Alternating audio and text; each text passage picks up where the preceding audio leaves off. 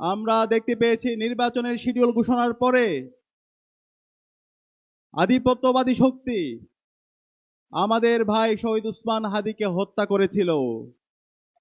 সেই হত্যার পরে অথর্ব নির্বাচন কমিশন বলেছিল সেটা একটি বিচ্ছিন্ন ঘটনা। আজ পর্যন্ত শহীদ উসমান হাদির হত্যার সাথে যেই সন্ত্রাসীরা জড়িত ছিল তাদেরকে তারা বিচারের আওতায় নিয়ে আসতে পারেনি। তারই ধারাবাহিকতায় আমরা দেখতে পেয়েছি গতকাল শেরপুরে বাংলাদেশ জামাত ইসলামীর উপজেলা সেক্রেটারি রেজাউল করিমকে বিএনপির সন্ত্রাসীরা কুপিয়ে হত্যা করেছে। একই সাথে রেজাউল ভাইয়ের সাথে 100 জন নাগরিককে তারা গুরুতরভাবে আহত করেছে। এখন পর্যন্ত নির্বাচন কমিশন, আইন শৃঙ্খলা বাহিনী এবং এই অথর্ব ইন্টারিম সরকার এই বিএনপির সন্ত্রাসীদেরকে বিচারের আওতায় নিয়ে আসতে পারেনি। আমরা আশা করেছিলাম যে বিএনপি গত 16 বছরে মজলুম ছিল, যে বিএনপি গত 16 বছরে আমাদের সাথে ফ্যাসিবাদ বিরোধী আন্দোলন করেছে, এই জুলাই বিপ্লব পরবর্তী সেই বিএনপি একই সাথে নতুন বাংলাদেশ বিনির্মাণ করার জন্য কাজ করবে। কিন্তু আমরা দেখতে পেয়েছি গত 1.5 বছর জুড়ে এই বিএনপি নিজেদের মধ্যে চাঁদাবাজি, টেন্ডারবাজি, নিজেদের মধ্যে সন্ত্রাস এবং খুনের রাজত্ব কায়েম করেছে। আমরা দেখতে পেয়েছি বিএনপি গত 1.5 বছরে নিজেদের মধ্যে অন্তকুন্দলে 200-এর অধিক মানুষকে তারা হত্যা করেছে। যে বিএনপি নিজেদেরকে হত্যা করে, নিজেদের মধ্যে অন্তকুন্দলে 200 মানুষকে মেরে ফেলে, সেই বিএনপির হাতে কিভাবে একটি রাষ্ট্র নিরাপদ হতে পারে? আমরা আশা করেছিলাম বিএনপির নেতা তারেক রহমান দেশে আসার পরে এই বিএনপির সংশোধন হবে, এবং তিনি আসার পরে বলেছেন তার অনেক পরিকল্পনা আছে। কিন্তু আমরা দেখতে পেয়েছি এই তার পরিকল্পনার মাধ্যমে সারা দেশে নারীদের উপর হামলা হয়। গত 1 সপ্তাহে সারা দেশে আমার মা বোনদের উপরে 50-এর অধিক জায়গায় এই বিএনপির সন্ত্রাসীরা হামলা করেছে। বিএনপির সন্ত্রাসীদেরকে বলতে চাই, তোরা সাবধান হয়ে যা। বেগম জিয়া এবং শহীদ জিয়ার যে বিএনপি ছিল সেই বিএনপি এখন নেই। বিএনপিকে এখন আপনার বড় দল বললেন না, তারা একদম ছোট দল হয়ে গেছে। বিএনপি এখন কাপুরুষের দল হয়ে গেছে। এই বিএনপি আমার মা বোনদের উপর হামলা করে, আমার মা বোনদেরকে বিবস্ত্র করার হুমকি দে। এই বিএনপিকে আমরা বলবো তোরা এই ধরনের সন্ত্রাসী কর্মকাণ্ড বন্ধ কর। আমরা তারেক জিয়াকে বলবো এই বিএনপির সন্ত্রাসী যারা আছে, বিএনপির যারা চাঁদাবাজ, টেন্ডারবাজ এবং এই খুনের সাথে যারা জড়িত আছে তাদেরকে আপনারা বিচারের আওতায় নিয়ে আসেন। তাহলে এই বিচারের আওতায় যদি না নিয়ে আসেন, তাদেরকে যদি আপনারা প্রশ্রয় দেন, 12 ফেব্রুয়ারি পর্যন্ত যেতে হবে না, তার আগে আপনাদের পরাজয় হয়ে যাবে। আমি বলতে চাই এই জুলাই বিপ্লবে নিষিদ্ধ ছাত্রলীগ, খুনি হাসিনা ঢাকা বিশ্ববিদ্যালয়ে 15 জুলাই আমার বোনদের উপর হামলা করেছিল। এই হামলার পরবর্তীতে সারা বাংলাদেশের মুক্তিকামী ছাত্র জনতা রাজপথে নেমে খুনি হাসিনা দিল্লিতে পালাইছে।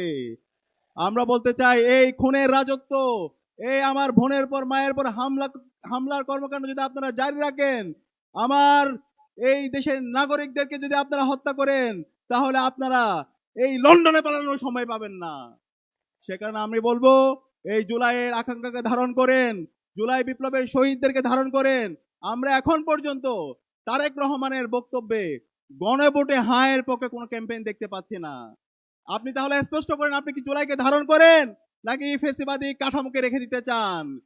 যারা নায়ের পক্ষে ক্যাম্পেইন করছে তারা এই হাসিনার দালালি করছে, যারা নায়ের পক্ষে ক্যাম্পেইন করছে তারা ফেসিবাদী কাঠামোকে রেখে দিতে চাচ্ছে, যারা নায়ের পক্ষে ক্যাম্পেইন করছে তারা আবার বাংলাদেশে আলেম ওলামাদের উপর তারা হত্যাকাণ্ড চালাতে চাচ্ছে। যারা নায়ের পক্ষে ক্যাম্পেইন করছে তারা ক্যাম্পাসে আবরার ফাহাদ, বিশ্বজিৎদেরকে আবার তারা হত্যা করতে চাচ্ছে। সুতরাং নায়ের পক্ষে যারা ক্যাম্পেইন করছে তাদের বিরুদ্ধে আমাদের আন্দোলন সংগ্রাম জারি রাখতে হবে, তাদের বিরুদ্ধে আমাদের কথা জারি রাখতে হবে। আমরা তারেক রহমানকে আহ্বান করব, আপনার অবস্থান পরিষ্কার করেন।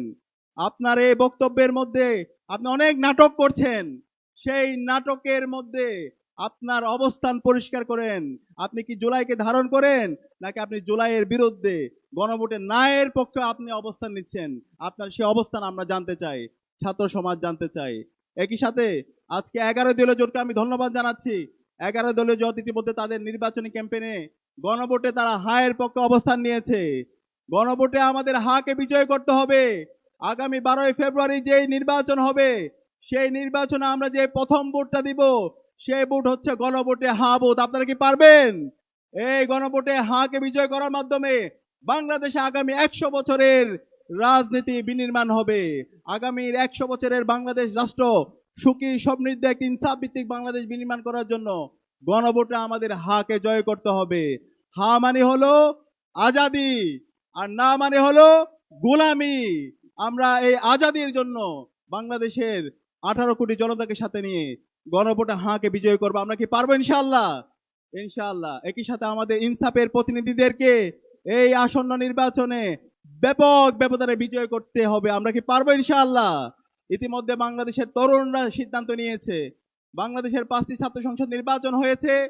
প্রতিটি ক্যাম্পাসের ছাত্র সংসদ নির্বাচনে ইনসাফের পক্ষের প্রতিনিধিরা ব্যাপক ব্যবধানে বিজয়ী হয়েছে, এবং ইনসাফের প্রতিনিধিরা বিজয়ী হয়ে আসার পরে বাংলাদেশের প্রতিটি ক্যাম্পাসের আমূল পরিবর্তন নিয়ে এসেছে। আমরা ইতিমধ্যে আমাদের জবাবদিহিতা নিশ্চিত করেছি। আমরা গত 4 মাসে কি কাজ করেছি সেটা আমরা জাতির কাছে হাজির করেছি। আমরা আশা করব ইনসাফের প্রতিনিধিরা সারা দেশে নির্বাচিত হয়েছে, তারা জনগণের ক্ষমতা জনগণের হাতে তারা তুলে দিবে, জনগণের কাছে তারা জবাবদিহি করবে। আমরা একই সাথে এই নতুন বাংলাদেশে দেখতে চাই না রাজার ছেলে রাজা হবে। আপনারা কি দেখতে চান? আমরা দেখতে চাই না।